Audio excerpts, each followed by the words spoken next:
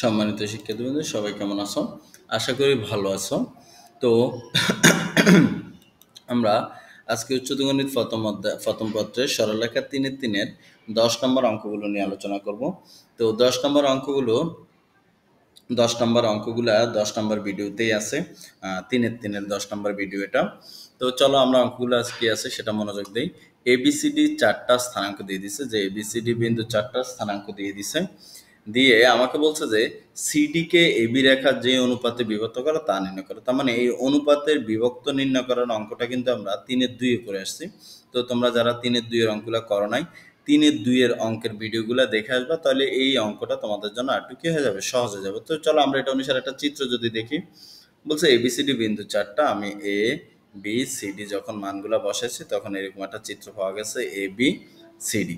এখন আমাকে বলছে এই এবিসিডি বিন্দু 4টি স্থানাঙ্ক এটা। এখন বলছে সিডি কে এবি রেখা যেই অনুপাতে বিভক্ত করে সেটা স্থানাঙ্ক নির্ণয় করতে বলছে। বলছে যে সিডি কে কোন রেখা, এবি রেখা, মানে এই সিডি কে এবি রেখাটা যেই অনুপাতে বিভক্ত করছে সেটাকে নির্ণয় করা যাবে। ঠিক আছে, অঙ্কটা কয়েকটা নিয়মে করা যায়।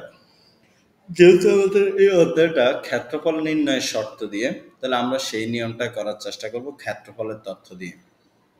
যে কিভাবে, আমি আগের অঙ্কটাতে একটা জিনিস বলে আসছি যে কোনো একটা নির্দিষ্ট সরলরেখার ক্ষেত্রফল কিন্তু শূন্য হয়। কোনো একটা নির্দিষ্ট সরলরেখার ক্ষেত্রফল কি আসে, শূন্য আসে। এবার এইটার ক্ষেত্রফলে শূন্য আসবে, আবার এটার ক্ষেত্রফলে কি আসবে, শূন্য আসবে। তো এখন কথা হলো, আমরা যদি এটার ক্ষেত্রফল বের করতে চাই, 3টা বিন্দু লাগবে, এ লাগবে, বি লাগবে, আর কি লাগবে, ই লাগবে। এই সরলরেখা দিয়ে যদি অঙ্ক করতে দেয়, আবার সি লাগবে, ডি লাগবে, আর কি লাগবে, ই লাগবে। সি আর ডি অলরেডি কিন্তু সেখানে আছে, আবার এ বিও সকল জায়গায় আছে। তাহলে আমাদের যে কোনো একজনকে দিয়ে অঙ্কটা করতে হবে। কি করতে হবে, প্রথম আগে এই বিন্দুটা বের করতে হবে। এই বিন্দুটা কিভাবে বের করব, যেহেতু আমাদের ধরে নিলাম যে এখানে M1 অনুপাত M2 তে অন্তর্বিভক্ত আছে, মানে এই বিন্দুটা এখানে কত কত বিন্দুতে অন্তর্বিভক্ত, M1 আর কি 2, M2, মানে এখানে M1 এখানে কি 2, M2, এই অনুপাতে কি আছে, বিভক্ত আছে। তো চলো আমরা যদি অঙ্কটা দেখি, প্রথমে দেওয়া আছে দিয়ে লিখলাম, ধরে নিলাম যে সিডি রেখাটি এবি রেখা দ্বারা কোন বিন্দুতে, সিডি রেখাটি এবি রেখা দ্বারা এই বিন্দুতে কোন অনুপাতে কত, M1 অনুপাত M2 অনুপাতে কি হয়, বিভক্ত হয়। ঠিক আছে, অতএব আমরা এটা একটু ধরে নিলাম। অতএব এই বিন্দু স্থানাঙ্ক আমরা জানি, কোনো নির্দিষ্ট অনুপাতে যখন বিভক্ত হয় তখন আমাদের একটা স্থানাঙ্ক নির্ণয়ের একটা সূত্র আছে।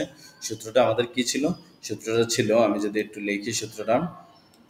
আচ্ছা, সূত্রটা আমার এই বিন্দু স্থানাঙ্ক বের করার সূত্র, মানে এটা স্থানাঙ্ক বের করার সূত্র, M1 x2 plus M2 x1 by M1 plus K2 M2, আবার M1 K2 y2 plus M2 K1 y1 by M1 plus K2 M2। ঠিক আছে, এখন কথা হলো, আমাদের এখন যেটা করতে হবে সেটা হলো এই মানগুলো এখানে বসাইতে হবে। যে আমরা যদি সিডি রেখাটি এবি রেখা দ্বারা এই বিন্দুতে বিভক্ত হচ্ছে, আমরা যদি এখানে এখন মানগুলো বসাই, যে বিন্দুগুলোর মানগুলো যদি বসাই, ধরো এই বিন্দুগুলা, বা যেহেতু বলছে সিডি রেখাকে এবি রেখা, তার মানে সি আর ডি এর বিন্দুগুলা বসাবো। সি আর কোন বিন্দুগুলা, সির মান হলো -1,2 আর ডির মান হলো কত, 4,5 -5। এই বিন্দুগুলো আমরা এখানে বসাইলে এটা আসবে কিভাবে, এই x2 কত, x2 হলো 4, তার মানে আসবে কি M4 K2 M1 4 K1 M1। এরপর আসো x1 এর মান কত, -1, তাহলে -1 এর সাথে M2 গুণ দিলে হবে -K2 M2, M1 plus M2 তো যেভাবে সেভাবেই আছে। এবার আসো ঠিক সেম ভাবে y2 এর মান কত, y2 এর মান হলো -5, তার মানে হবে -5 K1 M1 প্লাস, এবার আসি M2y M2 sorry y2 M K2 y2 কত এখানে, y2 সরি আমি কি এখানে বললে, হ্যাঁ না ঠিক আছে, সরি y কি 1, আচ্ছা y1 কত এখানে 2, তার মানে আসবে 2 কি 1 2 M1 2 M2। ঠিক আছে, M1 x2 M1 M2, আচ্ছা ঠিক আছে। আচ্ছা বাই কত, M1 প্লাস কি 2 M2 M2 M1 প্লাস কি 2 M2। তাহলে আমরা এই বিন্দুটা পাবো, এই বিন্দুটা পাইলাম কোন বিন্দু স্থানাঙ্ক, এই বিন্দু স্থানাঙ্ক। এবার আমরা বলতে পারি যে এই যে সরলরেখা তার ক্ষেত্রফল কি শূন্য। তো ক্ষেত্রফলের নিয়মে আমরা এখন যে ক্ষেত্রফল যে নিয়ম করবো সেই নিয়মে যদি অঙ্কটাকে করি, ফর ইকুয়াল টু 0 দেবো, তাহলে আমরা লাগবো লেখছে এখানে এ বি ই একই সরলরেখা অবস্থিত। এ তারপরে কে বি তারপরে কে ই তিনটাই কি একই সরলরেখা অবস্থিত, অতএব এদের উৎপন্ন ত্রিভুজের ক্ষেত্রফল কি হবে? শূন্য হবে। ঠিক সেম ভাবে তুমি চাইলে এটাও বের করতে পারো, একজন বের করলেই হবে, যে কোনো এবি বের করা যে কথা, সিডি বের করা একই কথা, ঠিক আছে। তাহলে আমরা বিন্দু ইয়েগুলো লিখলাম সূত্রতে, কিভাবে লিখছি? x1 x2 x3, y1 y2 আর কি 3 x1 হলো তোমার এটা, যে এই যে যেহেতু আমরা এ বি এর কথা বলছি, x1 ধরো এটা যদি দাও x1 y1, আর এটা x2 কি 2 y2, আর এটা হলো কি x3 কি 3 y3, ঠিক আছে। তাহলে আমরা এই বিন্দুগুলো যদি এখানে বসালাম, বসানোর পর আমরা যেটা করব সেটা হলো, আমি দেখতে পাচ্ছি এখানে 1 আছে, এখানে 1 আছে, এখানে 1 আছে। আমি যদি এই সারি থেকে এই সারিকে বাদ দিই তাহলে এখানে একটা কি চলে আসবে? 0। আবার এই সারি থেকে এই সারি যদি বিয়োগ করি তাহলে অ্যান্সার কি আসবে? 0। কারণ আমরা যেটা শিখছি সেটা হলো একটা সারি থেকে আরেকটা সারি যখন একটা সারি থেকে আরেকটা সারি যখন বিয়োগ করি তখন এখানে 0 আসবে। দুইটা 0 আসলে আমাদের জন্য অঙ্কটা কি হয়ে যাবে? সহজ হয়ে যাবে। তো চলো আমরা 0 করে ফেলছি। কিভাবে 0 করছি? যে 0টা আমরা এখানে দেখতে পাচ্ছি যে অন্যভাবে কাজটা করা হয়েছে। আচ্ছা ঠিক আছে, না এটা এখানে 0টা অন্যভাবে করছে, আমরা একটু মনোযোগ দিই। লেখা হয়েছে C2 prime is equal to C2 prime মানে কি? 2 নম্বর কলামটা C2 প্লাস C3 বলছে, C2 সাথে C3 কে যোগ করেছে, মানে এটা যখন যোগ করছে এখানে কি চলে আসছে? 0 চলে আসছে, কারণ -1 আর পর কি 1 +1। এটা করাতে এখানে কয়টা শূন্য চলে আসছে? 2টা। এখানে একটা জিনিস খেয়াল করতে হবে, সূত্রটা করা হয়েছে, আমি একটু সূত্রটা যেটা করছে এটা যদি তাকাই, এখানে যেটা করছে -1 ছিল আগে এখানে, আর এটার সাথে বলছে এটাকে যোগ করছে, মানে হলো C2 প্রাইম মানে নতুন C2 হবে, C2 সাথে C3 যোগ, C2 হলো কি -1, তার সাথে কি 1 যোগ +1 যোগ, তাহলে সেখানে কি আসে? 0 আসে, ঠিক আছে। সেই 0টাই এটা। এবার আসো, এইবার এটার সাথেও তো এটা যোগ হবে, -2 এর সাথে যদি এটা যোগ হয় 2 এর সাথে কিন্তু 1 এর যোগ হবে, তাহলে এটা কত হয়ে যাবে? 3। আবার এই মানের সাথে কত যোগ হবে? 1 যোগ হবে। দেখো আমি কি আসে এই মানের সাথে 1 যোগ করলে 5m1 প্লাস কি 2m2, m1 প্লাস কি 2m2, এই জিনিসটা ইকুয়াল বিয়োগ কত? 1। সেখানে আমরা যদি লসাগু করি, লসাগু কি আসবে? m1 প্লাস কি 2m2, আর এখানে আমরা যদি কাজ করি তাহলে সেখানে আসবে -5m1 প্লাস কি 2m2। 1 দ্বারা যখন এটাকে গুণ দেব তখন এটা হবে -m1 মাইনাস কি 2m2, ঠিক আছে। সেখানে আমরা যদি কাজ করি তাহলে -5m1 আর -m1 মিলে কি m1, -m1 5m1, আর এখানে হলো -m1, ঠিক আছে। তাহলে আমাদের সরি এখানে একটু দেখি, -5m1 আর হলো এখানে 2m2, দাঁড়াও আমাদের শুধু সরি এখানে যোগ করা হয়েছে, সরি যোগের সময় চিহ্ন চেঞ্জ হবে, এখানে যোগ করছি আমরা, C2 প্লাস C3 কি করছি? যোগ করছি।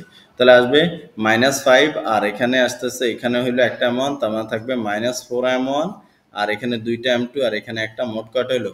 3টা কি 2m2, আর নিচে কি m1 প্লাস কি 2m2। আমরা এই বিন্দুটা এখানে একটা থেকে আরেকটাকে বিয়োগ দিলে এই তথ্যটা এখানে আসে। 0 আসছে কিভাবে সেটা এখানে বলছি, আবার 3 যোগ 1 4, এটার সাথে এটা যোগ করলে এটা আসে, ঠিক আছে। তাহলে এবার আসি, আমরা যে মান নির্ণয়ের নিয়ম হলো যেগুলো 0 ধরে সেগুলো কাজ করার দরকার না, শুধু 1 কে ধরে কাজ করতে হবে। 1 কে ধরে কি করতে হবে? কলাম বাদ কি বাদ?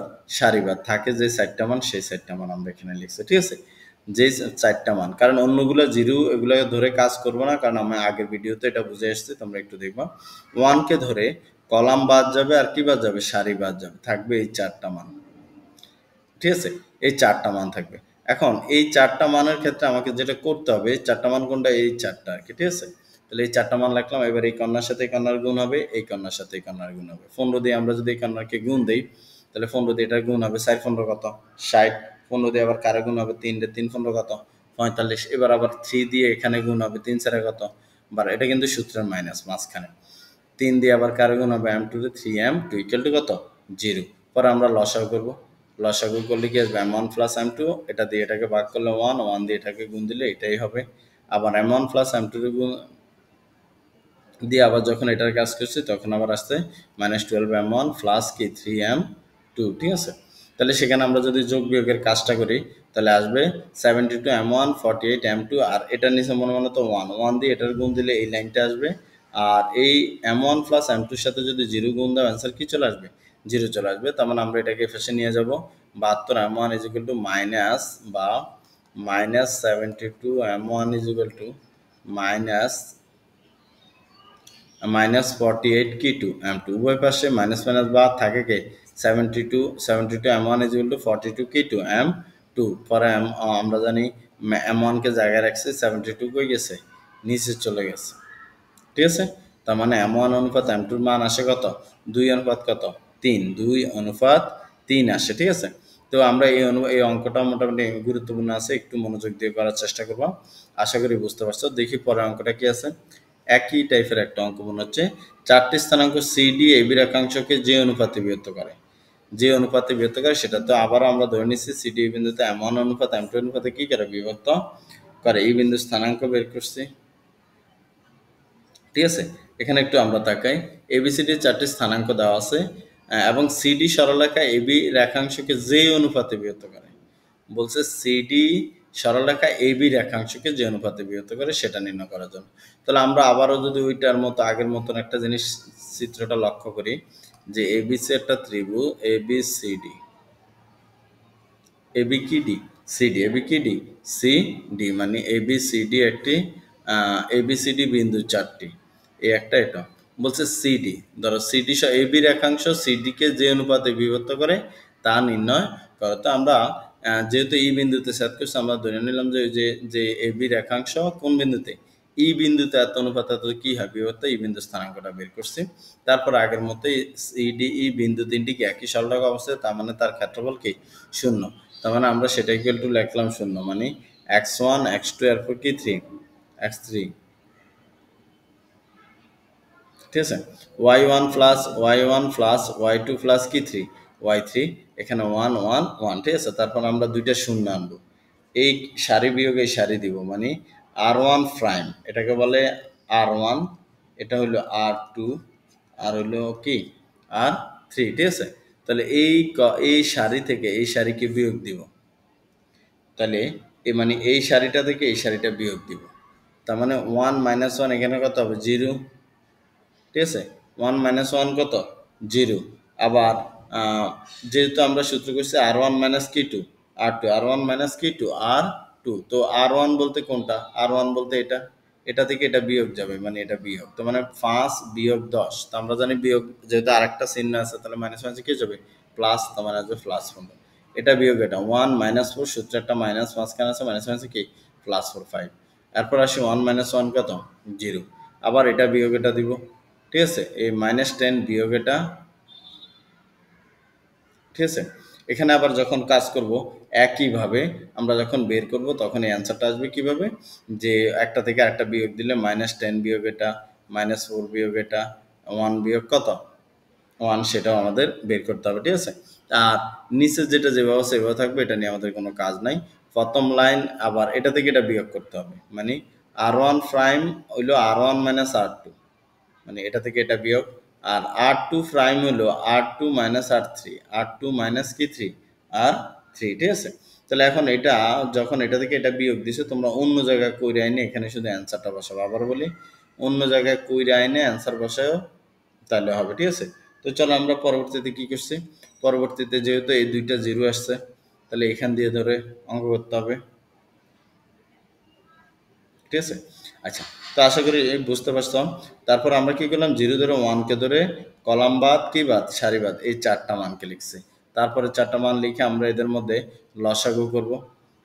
আগে প্রথম আড়াআড়ি গুণ দিয়ে দিছি, 15 দ্বারা এখানে গুণ দিয়েছি, 15 দ্বারা গুণ দেওয়া হয়েছে, আবার কত দ্বারা এখানে একটু কাজ করা হয়েছে, 15 দ্বারা গুণ করা হয় নাই, 5 কমন নিয়ে ফেলছে, তাহলে এখানে থাকে কত, এখানে থাকে 3, আর এখানে কত 1, এই 3 দ্বারা গুণ করা হয়েছে, এখানে 3 × 12 12M1, ঠিক আছে। আবার 3 দ্বারা 5 এর 3 5 কত 15, আর 5 দিয়ে আবার এদিকে গুণ করা হয়েছে, সরি 5 না, এখন কত দিয়ে 1 দিয়ে এখানে গুণ দিছে, এটাই আসছে 1 দিয়ে, যখন আবার এটাকে গুণ দিছে তখন এটা আসছে, ঠিক আছে। মাইনাস কমন নিয়েছে দুইজন থেকে, ঠিক আছে। এবার আসি, তারপরে যেটা করব আমরা লসাগু করব, লসাগু করে তারপরে যেটা লসাগু তো হবে, এই দুইটাই হবে লসাগু। একবার হবে 12m1 minus 15m2 plus 11m1 minus 1300, ঠিক আছে। তাহলে এবার আসি এখানে যোগ বিয়োগের কাজ করলে m1 minus 2m2 is equal to আসে 0, minus m1 equal to 2m1, m1 by m2 equal to কত 2, m1 by m2 m2 equal to কত আসে মাইনাস 2, ঠিক আছে। তো আমরা জানি m1 বাই m2 সবসময় কি হয়, ঋণাত্মক। সুতরাং সিডি সরলরেখাটি এবি রেখাংশের এই বিন্দুতে কত অনুপাত কত বিভক্ত হয়, 2:1 কি হয়, অন্ত বিভক্ত হয়, ঠিক আছে। তো আশা করি বুঝতে পারছো। তারপর যদি না বুঝে থাকো আমাকে জানাবা। ধন্যবাদ সবাইকে।